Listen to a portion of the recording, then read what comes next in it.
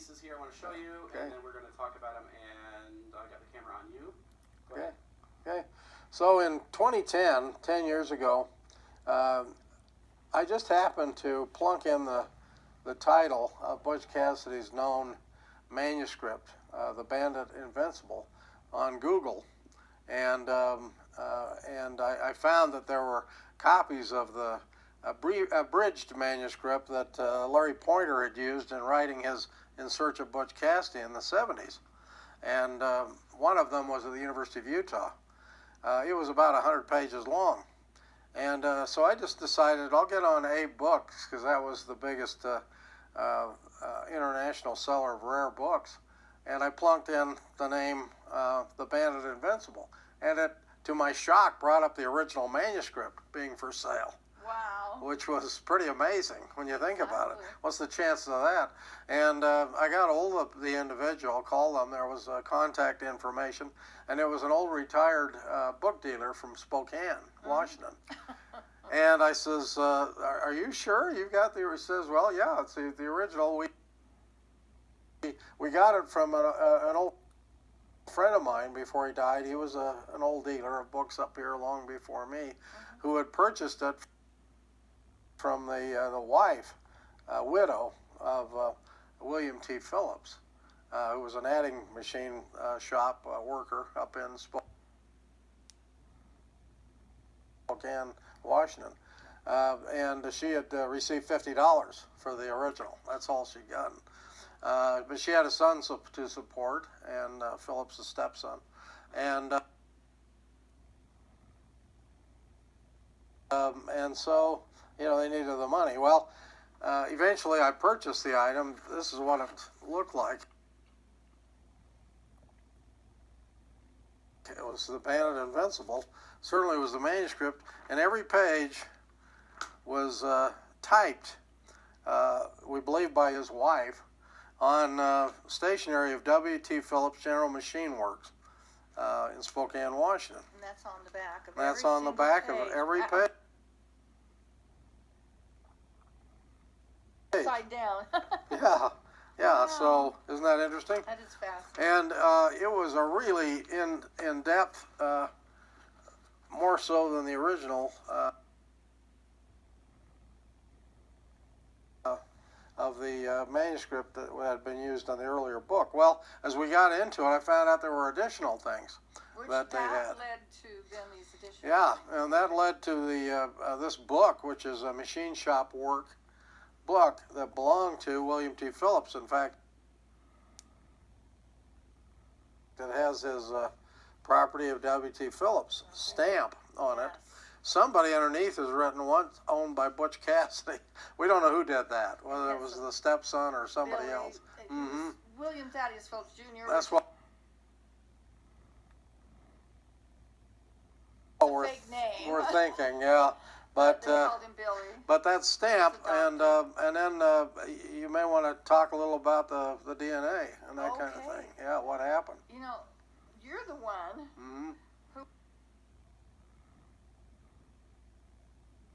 we were here filming, and you go, gee, I wonder if we could get touch DNA off of these Phillips and Cassidy items and prove that Butch Cassidy was William Thaddeus Phillips. And I just went, that's been there all along, but we couldn't have solved it until 2012. Right. Because touch DNA was invented by a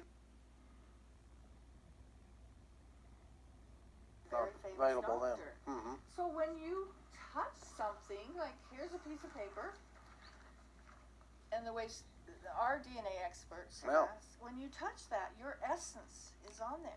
And they came here and they swabbed all the DNA experts. They did. Yeah. From California, they swabbed everything. They did. And then so we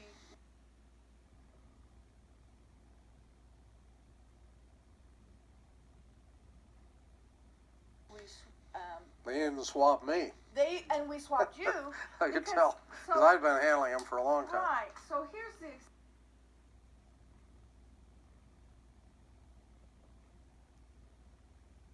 example.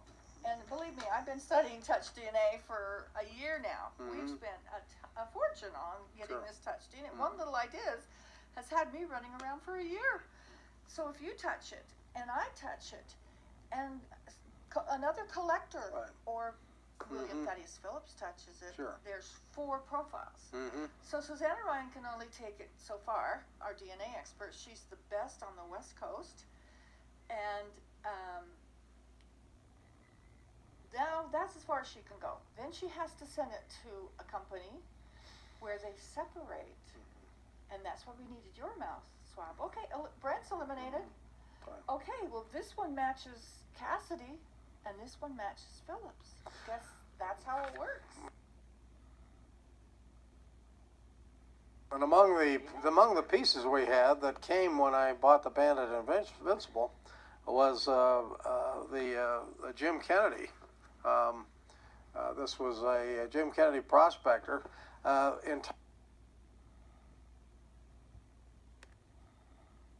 entirely written, handwritten by Phillips. And so we ended up with pages and pages that could have been taken with DNA evidence. And your DNA is all over everything. Yeah. But we've eliminated.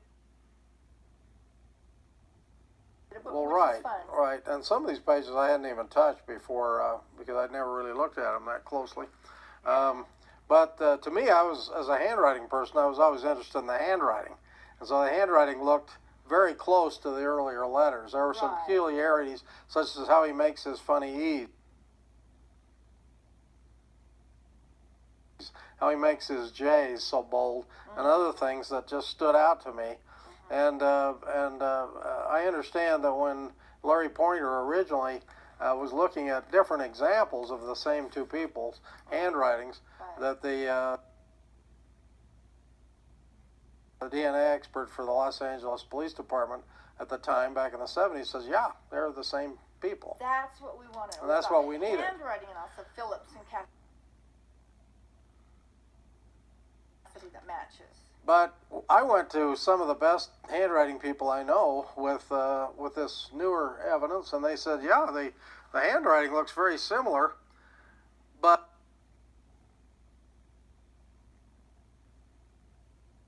people's handwriting changes over 2 or 3 decades. You know, so I could never get them to say, well, yeah, we're 70-80%, you know, on it, but I could never say for sure from them that it was that was identical. So it became really important when we had the DNA expert here, and she took samples all through this handwritten document that we have by Phillips, the Jim Kennedy manuscript.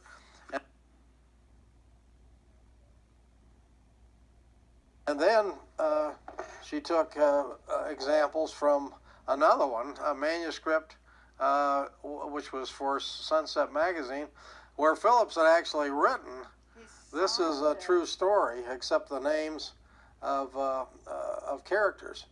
And does this go with that? no, it goes with this. It's a different one. Oh my God! It goes with this one down here.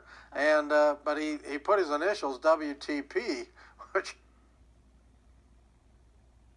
And that's the only signature you have. That's the only signature we've got of Phillips. Yeah. All right. Is that, because everything else is typed or handwritten, but without a signature. So. And then we did get touched. Right on this sheet we too. Got off of this one. And on the machine shop. On the machine stamp. Shop. Yeah. In 1907. 19. It's a right. match. Yeah. We did it. And those were all the matches, and they matched up beautifully on it. So that's how we got it. We've got touch DNA on Phillips and Cassidy. Nobody can dispute this research. Oh, it's amazing. It's And science. and that's been my interest all along, is just find out the truth. Find out, well, you know. I granted your wish. Oh, I know you did. Yeah, it worked great. Yeah. So. We've got touch DNA on Butch Cassidy and William Thaddeus Phillips. Yeah. That's marvelous. That's what we wanted to know. Look right here and say that line again. We've got, okay, say it again? We've got touch DNA on. We've got touch DNA on Butch Cassidy and William Thaddeus Phillips of Spokane. Isn't that amazing? That's what we were searching for. It was. It's taken us a whole year. It's You taken bet. a boatload of money. Mm-hmm. A lot of scientists Right. separating profiles, understanding touch DNA. That answers so many questions. History has changed forever. Yeah. History's changed forever. Butch Cassidy is William Thaddeus Phillips with touch DNA. We cannot be disputed. Right. Isn't And that cut. exciting? That's perfect. Okay. Okay.